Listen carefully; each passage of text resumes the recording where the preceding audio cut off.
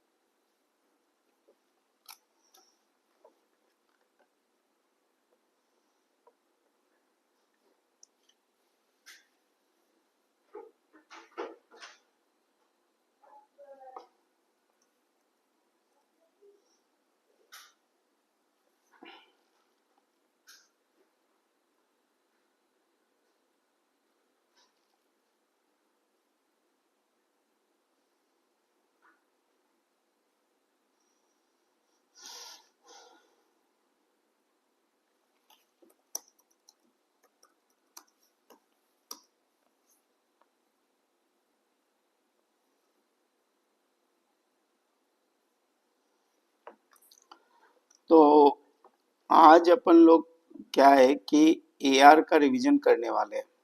ठीक है, तो एआर में सबसे पहले कुछ बात है जो सबको पता होना चाहिए कि current AR are recorded as NRV. When you say that NRV means net realizable value. Non-current AR recorded as NPV, net present value. Then direct non-current AR recorded as NPV. Then direct write-off not applicable under the gap. It means that you need to go through the provision for AR. You cannot directly pass the bad debt against the AR. So write-off to reduce the allowances and AR. It means that whatever the actual write-off is happening, that time we need to write off the allowances. It means the allowances need to be debited and AR need to be credited. Collection of previous AR will increase the allowances and debit to cash. So here there is a two things. First, you need to reinstate the, or you need to reverse the previous entry which you have passed pass like AR allowances debit and credit AR, that first you need to reverse it. You need to increase the AR value and AR allowances value. Then after you need to record the cash recovery. When a right of return exists, the entity recognizes the sales revenue when the amount of future record can be reliably estimated. It means that it point suggests that you need to record the AR when you have a right to receive against the sales you made, you can record as a AR. So the reconciliations of the beginning and ending balance of the gross amount receivable before adjustment for the allowances. So how it is a start? You can start opening balance, then plus credit sale during the year, then minus cash received or credit sales during the period. It means that cash, this is the return of credit sales. Cash collected first and then you need to minus if any credit sale is returned. Then you minus the write-off during the period ending. If you have anything which you are writing off, then you need to write off during the period ending the closing balance. This shows the reconciliation from the beginning to the closing. Once we will take one example, it will be very clear to us. Now, the reconciliation of the beginning and ending of the allowances. So, allowances has a credit balance. So, equal allowance for the uncollectible, any provision for bad debts, plus bad debt expenses, minus any amount write-off against the allowances, plus collection of any previously written off. It means the reinstating, and that will show the ending balance of the uncollectible account. This is very important to know because AR and provision for bad debts goes together. Now, point number 3, the main reason for the factoring. So sometime you cannot wait, or you are in required or in need of money. In that case you can sell your AR to someone, and that transaction is called the factoring. So it will help you to speed up your collection. Maybe you need cash, so it will help you to speed up. Then eliminate the credit department and AR staff. Now you shift your AR to some third party or some agency, so you do not require any dedicated staff for that. Remove bad debt expenses and allowances for the doubtful accounts. So it means that you don't need to now record the bad debt expense and provision for bad and doubtful debt, because the whole AR you have sold to someone. Two type of factoring.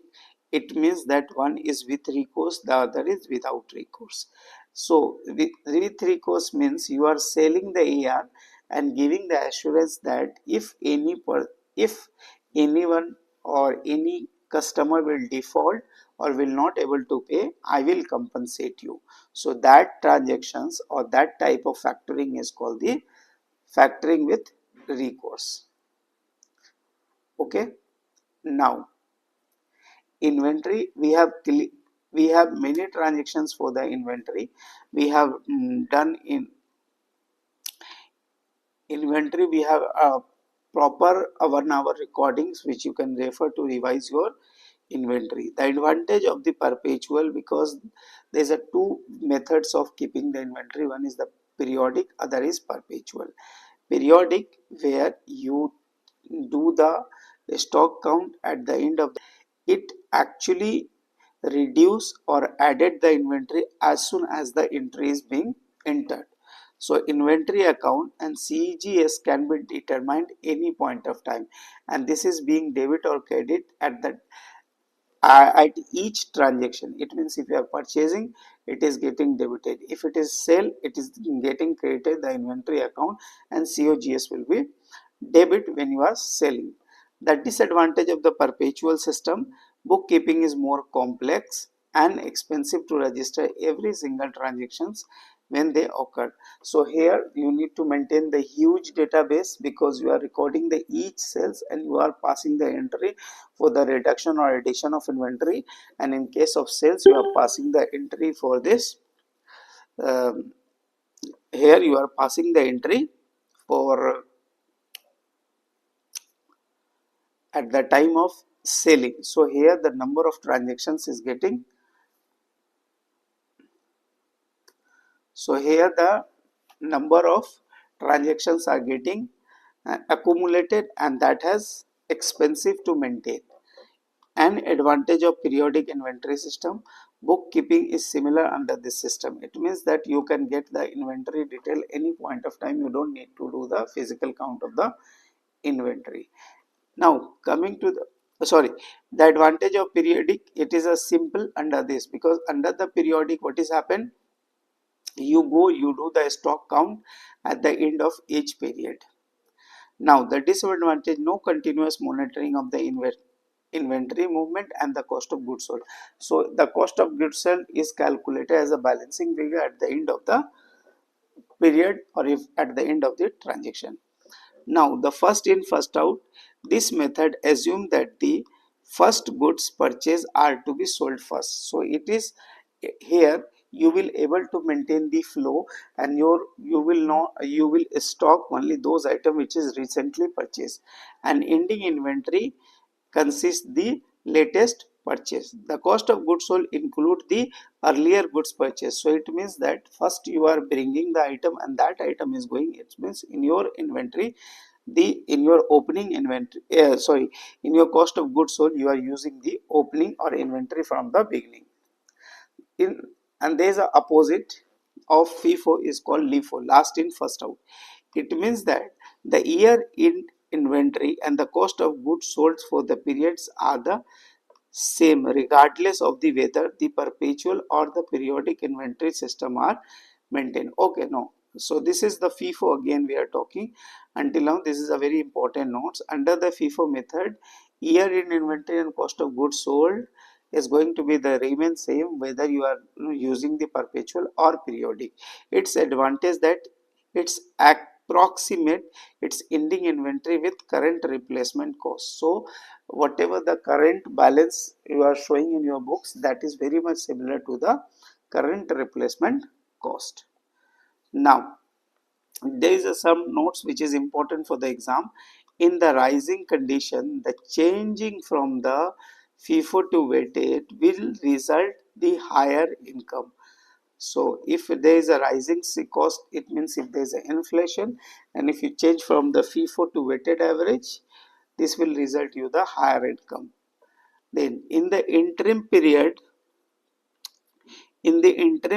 under US GAAP, the inventory is reported at its historical cost even though the NRV is lower because no write down in the inventory in the interim period.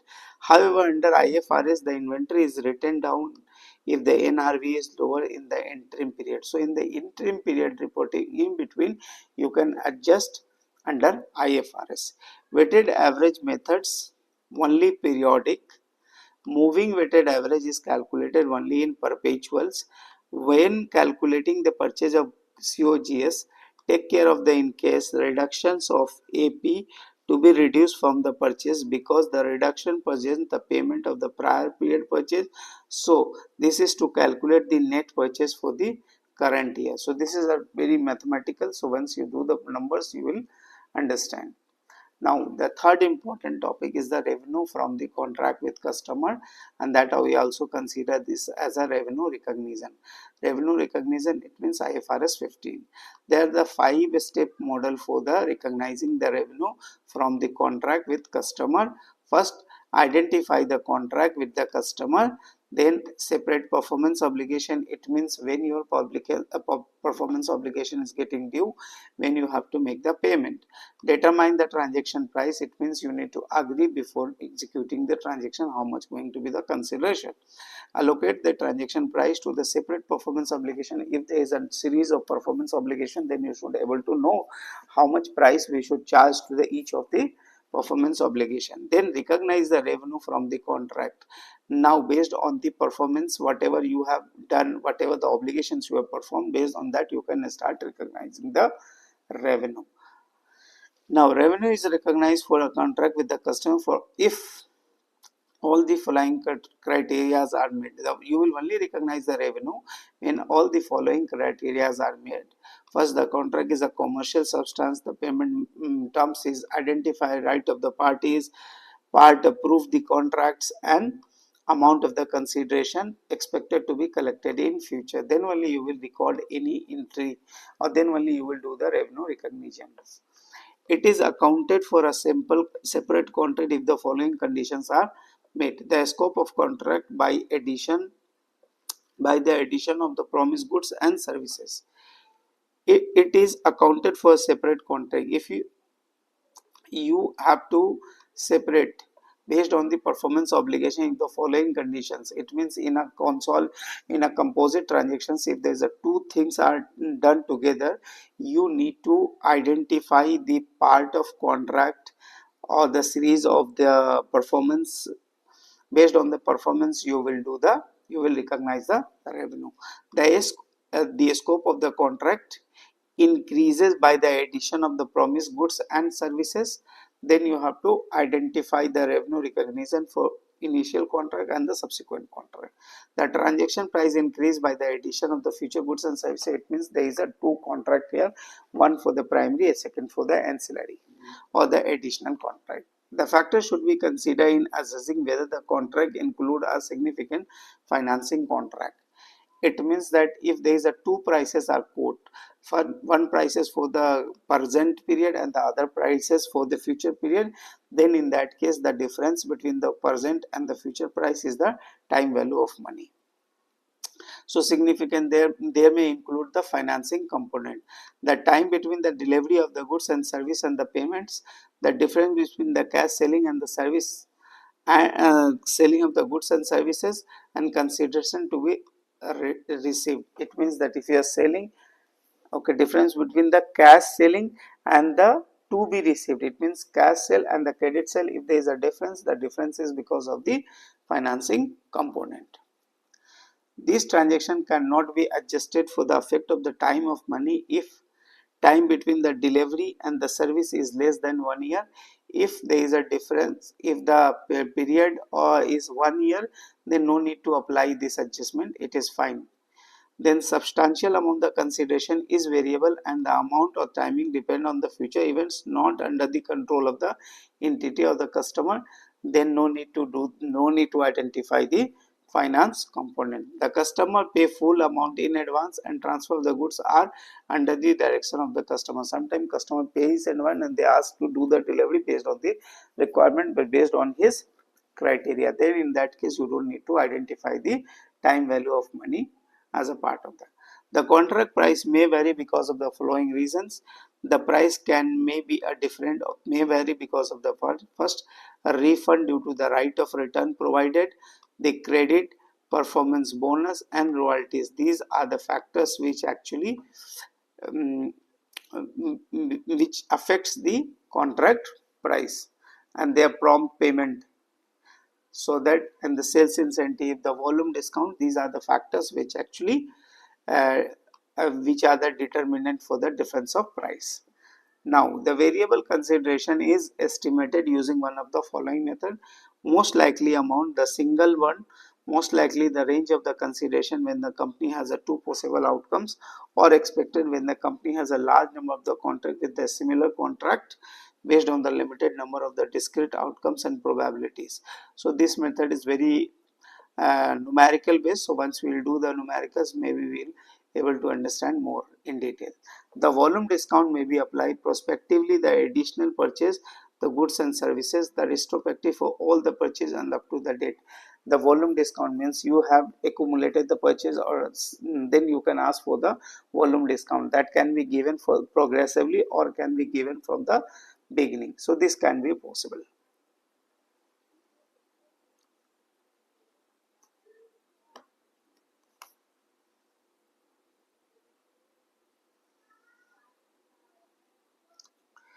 If the stand alone price is not directly observable, it must be estimated. The following are the suitable approach. Okay, what are those approach? We will check. A residual value approach means total transaction price minus a stand alone selling price for the observable goods and services. Adjust the market assessment. These are also a very numericals. This can be understood with the help of numericals. The control is transferred when the customer control of the assets is transferred. When we will say that the control of the asset is being transferred, the customer direct use of the asset. Company has the right to payment for the asset. Company transfer the legal ownership title and the benefit of the assets, and customer has accepted the goods. So this is the situation where we can say that the customer has accepted or the control of the asset is being transferred. Now example of the output method means unit delivered, unit produced, milestone reached, and appraisal of the result. So these are the way we can use we will use the method to calculate the sales performance, to understand the performance. So this can be, this is the one of the important criteria based on which the billing is to be done.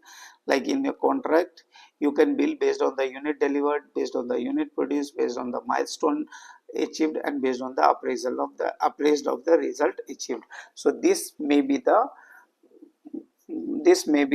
like a criteria based on you can say that the sales is completed or revenue has to be recognized.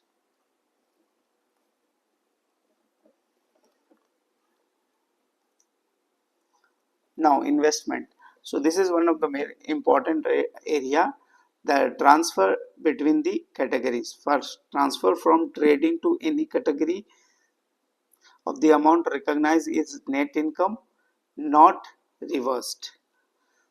It means that there is a two, we are going to learn about the three types of investment. First as a trading, then available for sale, then held to maturity. There is a three types. First is trading security.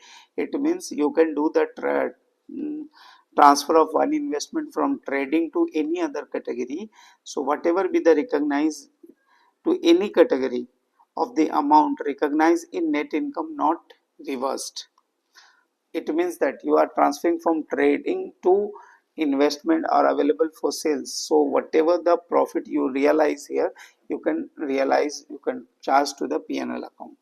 Transfer from any category to the trading is not recognized in net income, should be recognized.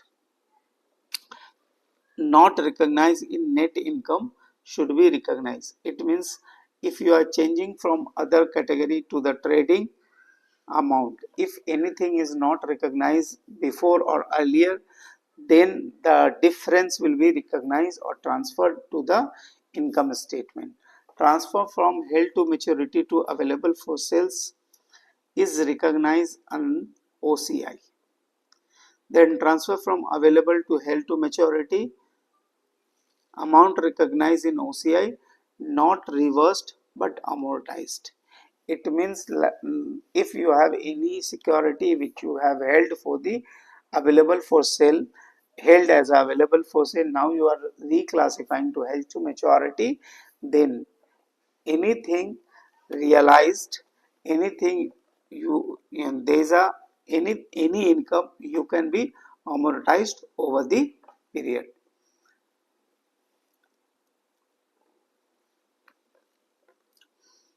So when you buying any shares or security, there are some cost which is associated of buying, like professional consultancy, general administration, all costs are to be expensed as incurred. Okay. Now issue cost for securities are accounted as follow. First method is equity issue cost, reduce any additional paid-in capital, debit issue cost as reported in the balance sheet as an indirect deduction from the face value of the debt. And these are very numericals. Now assets, impairment. If there is a determination of the impairment loss, there is a situations event or any change in the circumstance indicate there is a possible loss, then you have to do the impairment. Carrying amount is greater than the sum of undiscounted cash flow, then you need to, then it means that this asset is impaired. It means in your books, if the cost value is more and the market value or the fair value is less, then in that case you need to do the impairment. So impairment loss is equal to carrying amount less fair value. So whatever the difference between the carrying and the fair value has to be charged as the impairment loss. Now under IFRS, determining the impairment loss, reporting date assessment include the possible loss. So impairment loss is equal to carrying amount less recoverable cost. So recoverable is greater than 1 of the asset 1.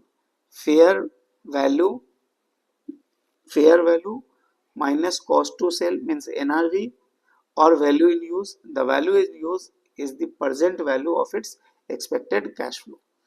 An impairment loss on assets beside goodwill may be reversed in a subsequent period if change in the estimate. So apart from goodwill, if you have done any impairment and the situations is changed, then you can do the reversal except for goodwill. It means in goodwill, if you have done impairment one time, it means it's gone. So change used in measurement and recoverable amount has been occurred. The reversal of an impairment loss is recognized immediately in the P&L account as the income of continued operation. So intangible assets valuation under IFRS and GAAP. The IFRS uses the cost model or revaluation model. Uses GAAP uses the cost model only. Impairment occurs when the event changes or the circumstance indicate that the carrying amount may not be recoverable. It means that whatever the balance sheet value of the asset is not correct, it is higher than the actual market value or fair market recoverable value, then we need to do the impairment. Under GAAP, there is a two steps impairment test. First is the recoverability test. So recoverability test is very easy.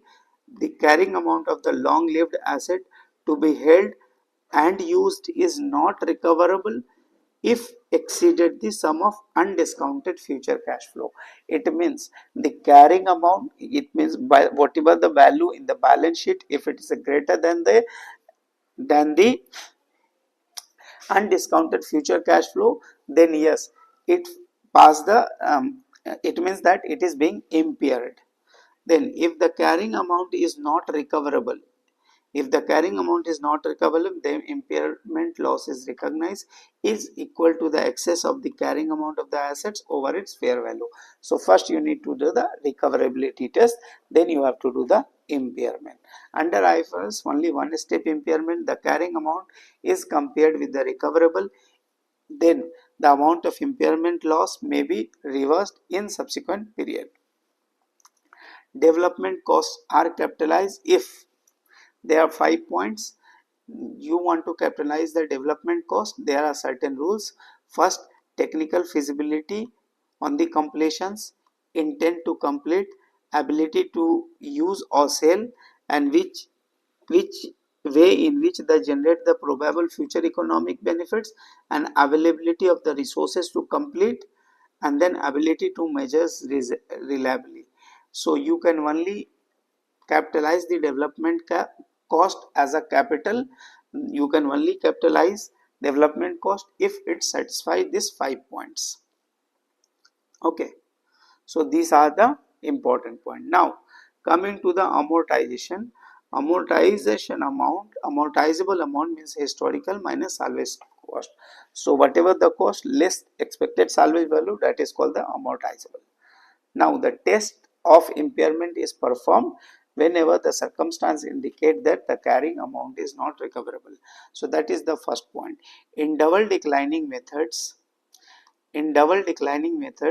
do not consider the salvage value in calculating the depreciation expenses. That is the point 2. Under GAAP, restoration of the previously impaired asset is not permittable. However, the IFRS restoration is permissible provided that the restoration does not exceed the previously impaired cost. from the last point we can reinstate. Under IFRS, impairment test is comparing the carrying value with the recoverable amount. A recoverable is greater than is greater of the fair value, then cost to sell, it means NRV, then impairment. Under GAAP, there is a two under GAAP.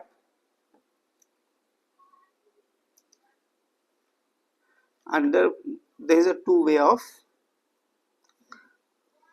under GAAP. If the carry value exceeded the undiscounted, then two steps of impairment will be done. Notes to the revenue recognition: using the unit of completion method when the cost cannot be reasonably estimated to the revenue recognized to the cost incurred. So this can be applied. Using the time value when the transaction includes the significant financing component should be adjusted and the interest expenses and the revenue calculated using the effective interest rate recognized in the income statement separately.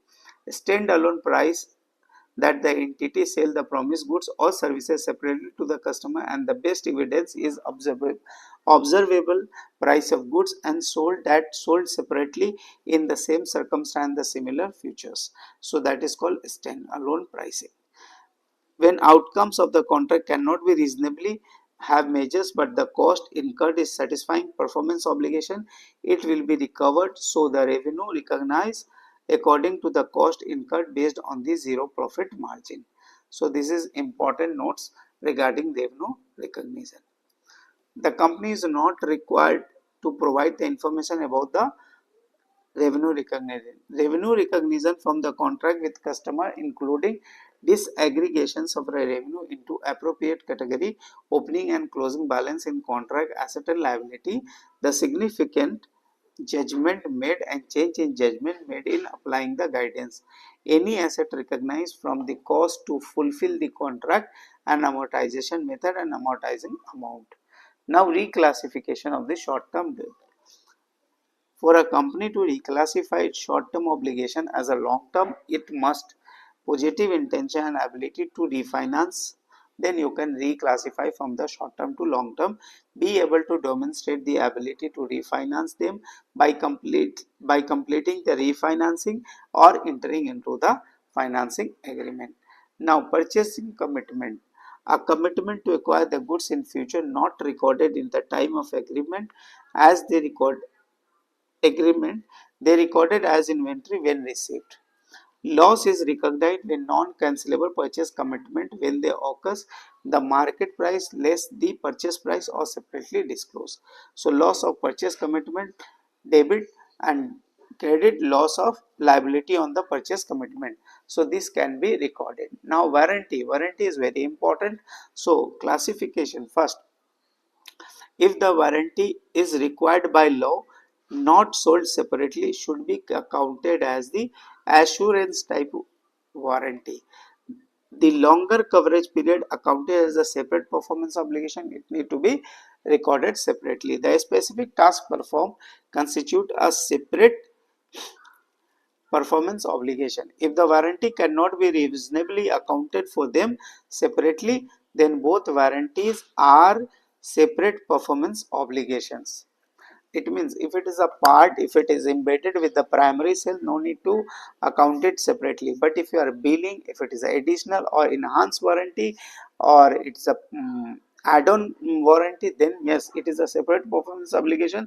This need to be recorded separately. A contingency, a set of circumstance involving uncertainty to possible gain or loss that will be resolved when one or more future events occurred or fail to occur. Contingency may be probable, remote, and reasonably possible. Warranty obligations are considered as a contingency, and losses are to be accrued if their conditions are met. So it means that when you need to accrue the expenses if their following conditions are met. It is possible, it is probable an obligation has occurred due to the transaction occurred on or before the date of FS. The amount of obligation can be reasonably estimated if the amount in large amount recorded in a minimum, not if not accrued, at least disclosed the contingency gain recorded when they realize. So a very important point, gain only be recorded when it is actually recognized. The warranty liability on the balance sheet is calculated total warranty expense recognized in the past minus cost incurred on warranty, so it will be considered to be the warranty liability. It means that you record the liability, warranty expense to warranty liability, warranty expense to warranty liability. If anything paid out of that money, it means you need to warranty liability to cash, then it will be minus. Coming to the taxation. So taxation, there is a two important thing. One is the temporary, there is a temporary difference.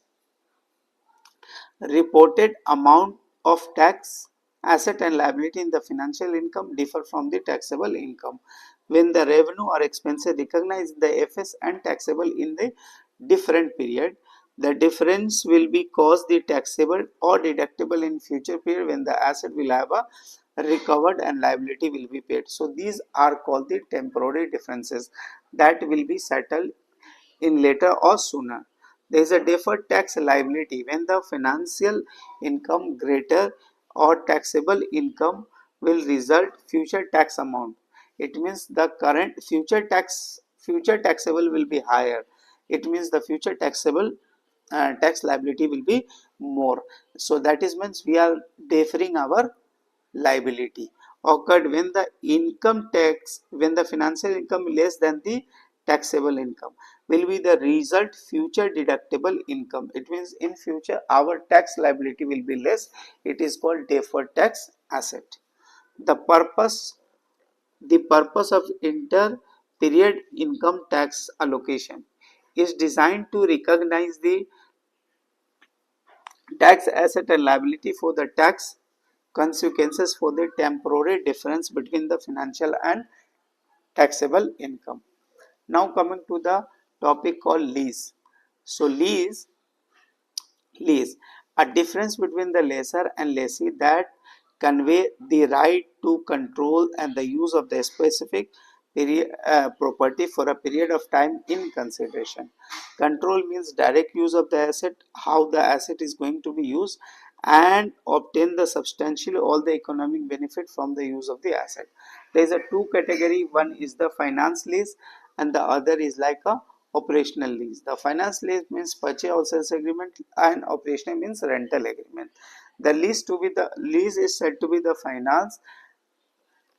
finance lease in one or at least one or more of the following criteria is satisfied. Pehla, the lease provides for the transfer of the ownership to the lessee at the end of the period. So, if that is the case, then it has to be called as a finance lease. The second, lease provide the option to purchase the underlying asset at the end of the terms, and the lessee provide the reasonably certain to exercise the option to the purchase of the underlying asset. The lease term for the major part of the remaining economic life, at least 75% or more.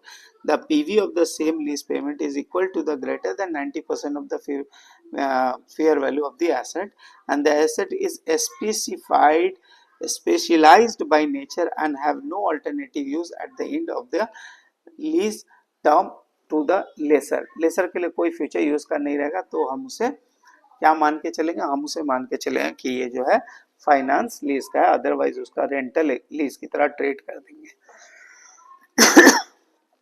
Now coming to the integrated report, that is very important. Integrated report incorporates the non-financial information along with the financial information, providing the financial report and show how the financial information is influenced by the non-financials over the short, medium and long term.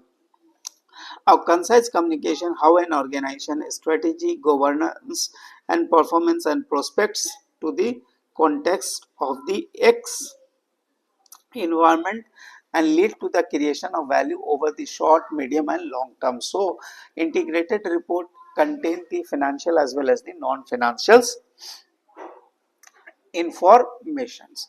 Now, the integrated reports prepared in accordance with the integrated report frameworks published by the IRRC, Institute of Integrated Report Council.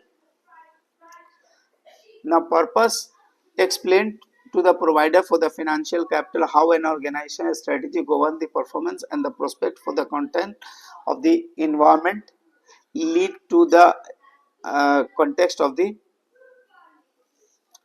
environment led to the creation of the value over short and integrated reported the process founded in the integrated thinking that result is a periodic integrated reporting by an organization about the value creation over time and related communication regarding the value creation. So it include the integrated thinking that will show how the organization will create the value to the period. So IR requires the understanding of three major concepts. First is the value creation, second integrated report, third is the integrated thinking. The objective to ultimate norms of the integrated reporting is to change the corporate reporting system so that the integrated reporting become the global norms. So the idea is to bring the more information so that the user have the full access to the business or have the knowledge access of the to have the information access about the business. And IR improve their reporting, decision making and integrated thinking. Integrated thinking means active consideration by an organizations of the relations between the various operations and functional units and the capital that the organization uses or reflect and or affect about the value of creation. Integrated thinking cannot be done in a standalone department. Different departments must work together to measure and report the value creation for itself and departments. Integrated thinking, integrated reporting and integrated reports. Three distinct concepts and interconnected and the framework for the integrated report are published by the IRRC. The entity value creation process is influenced by the external environment affected the organization resources and relation used or affected by an organization, how an organization interact with X environment and with capital to create the value over the short term and long term and medium terms. The effects on the capital not owned by an organization. There is a sixth capital which is very important: finance capital, manufactured capital. It is finance capital, manufactured capital, human capital, intellectual capital and social capital, and one more capital is there, that is called the natural capital. Now notes, not all capitals are equally important for each organization. The organization may categorize the capital differently, not all capital need to be presented on every integrated report. Some capital may not be relevant for the particular organization. Capital need not to be identified in the same name in every integrated report. The way the organization shows the fundamental concept of the integrated reporting is not fixed. The employee competence may not be intellectual capital. They transferred from one organization to the another. Six capital affected by and organization regular course of business. Guiding principle not applied strictly. The are only guidelines. The integrated reporting is merely vehicle to show value creation process. All contingent element defined in the integrated report should be addressed in the integrated reports. The most likely benefit of adopting the integrated reporting is to lower the long-term cost. The most persuasive argument for the adoption is the investment in system data collection and analysis will yield the positive long-term result.